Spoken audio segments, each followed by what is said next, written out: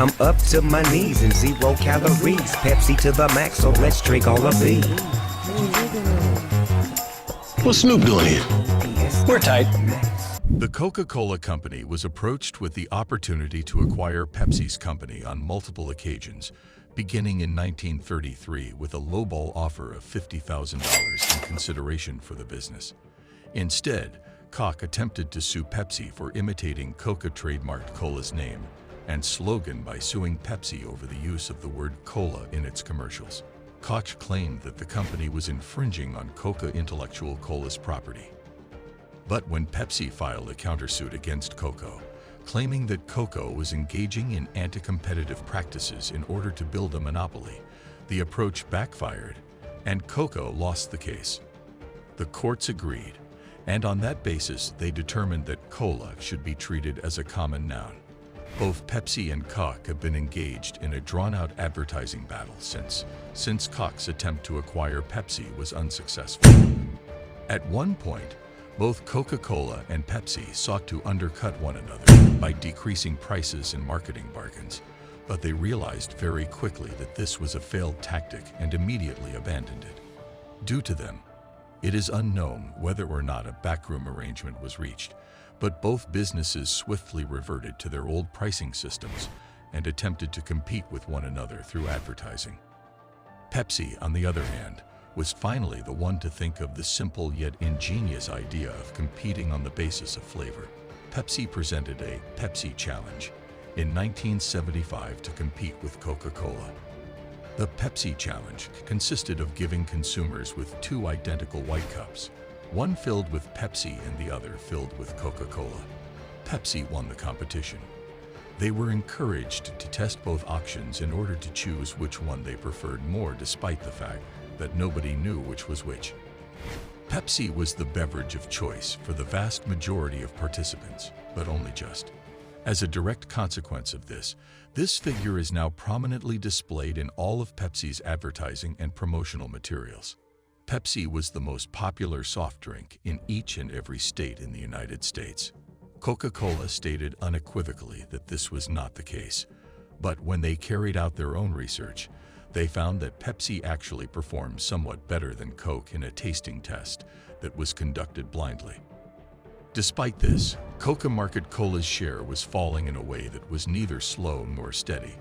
Pepsi's market share continued to increase somewhat year after year, whilst that of Coca-Cola continued to shrink despite enormous advertising and price campaigns. A few individuals even started to entertain the possibility that the Pepsi Challenge was actually accurate. The issue was that more consumers preferred the flavor of Pepsi, which led Coca-Cola to embark on a highly classified mission to change that preference. The original formula developed by Koch was going to be modified according to the plan. They went through a number of rounds of testing and experimentation before arriving with a new co-formula that was superior in all respects. Soft drinks like Coke and Pepsi. Innumerable times, they repeated the test with their eyes covered, but the results remained the same. The corporation did the unthinkable shortly before the celebration of Coca 100th Coke because the new formula was more popular than the original one. They brought out the new version of Coke after changing the recipe, and they stopped producing the older version.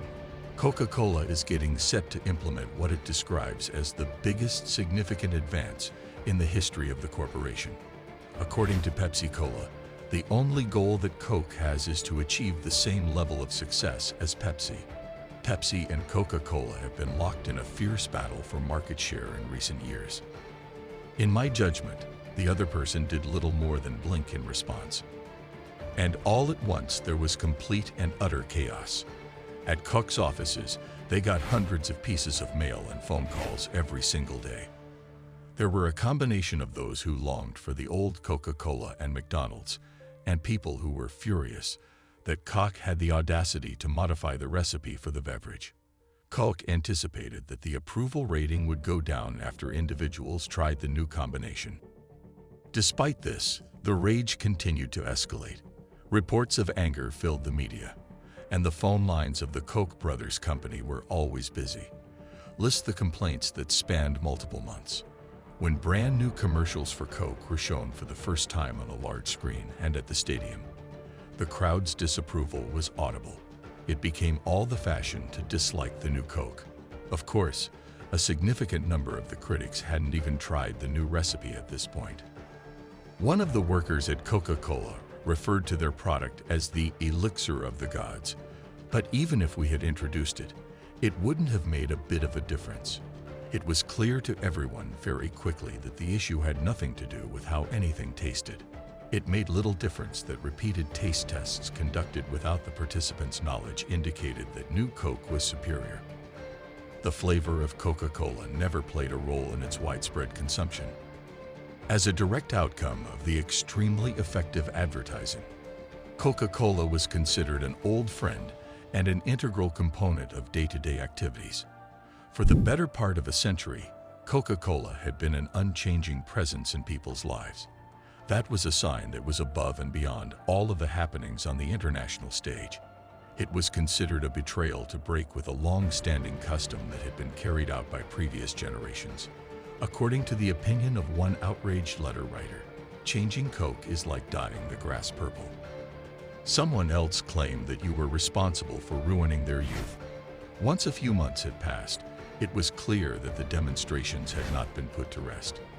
The firm had no choice but to revert to the strategy that had previously been successful. They made a significant error in judging the outcome of that situation. They did in fact do it.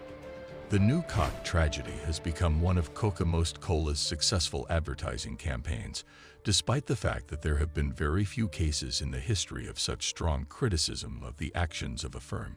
You have to realize that all of that rage was transformed into excitement and gratitude the moment Coke caved in and brought back the old recipe for Coca-Cola and rebranded it as Vintage Coke.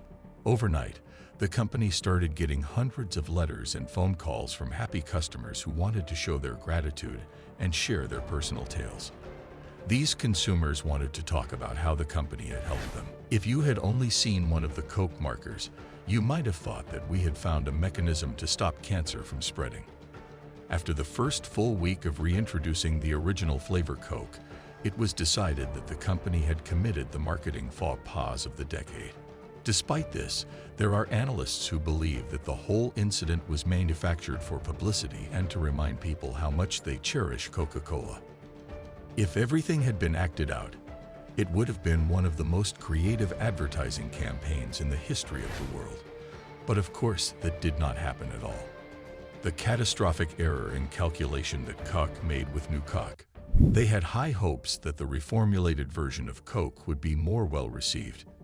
Despite this, even when original text, they kept a supply of the new Coke on hand because they reasoned that customers would eventually come around to like the new flavor if they were given more time to get acclimated to it. Ah well, at least we're readers, right? I was attentive, and the rest, as they say, is history. You are able to possess both of them.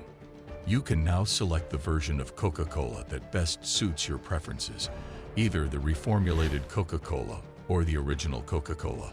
But they were once again wrong. When the new formulation of Coca-Cola did not generate an increase in consumer demand, the decision was made to completely discontinue the product. Yet, an unforeseen consequence of the introduction of the new Coke was that it made people appreciate their long-standing attachment to the old. As a direct result of the circumstances, there was an increased feeling of commitment and loyalty to the Coca-Cola brand. It showed this by removing the distinctive flavor that Coke is known for. The fact that it was missing was upsetting to me. It served as a gentle reminder of how important Coca-Cola was in their lives and how important their lives were to Coca-Cola. After temporarily suspending manufacturing of conventional Coca-Cola for a period of time, the company was subjected to a great deal of criticism. Yet, sales of the beverage increased, and customers felt a great deal more appreciation for the brand after it had been resumed. One could argue that the introduction of new Coke was one of the most financially successful accidents in history. I am constantly confronted with the inquiry, where do you get started? In my line of work. You can get in touch with us through the description box on our channel if you are interested in the production of videos in a documentary style, and we will get back to you as soon as we can. You're awesome if you've made it this far, and I look forward to seeing you in the next film. In the meanwhile, don't forget to subscribe to Think Insider so you can see more business documentaries. I wanna be the greatest. Everybody on the fake shit. I look around and feel like everybody is the fakest. I make this every day and I'm impatient, hoping one day I blow up from the basement. Statement, the top is so vacant. I don't hear shit that I think is amazing. Waiting for my day when I'm playing sold out shows for 1,000 faces. Hey, give me that crown, get in my way and to be put down. It ain't your place, all this my town. If I want that shit,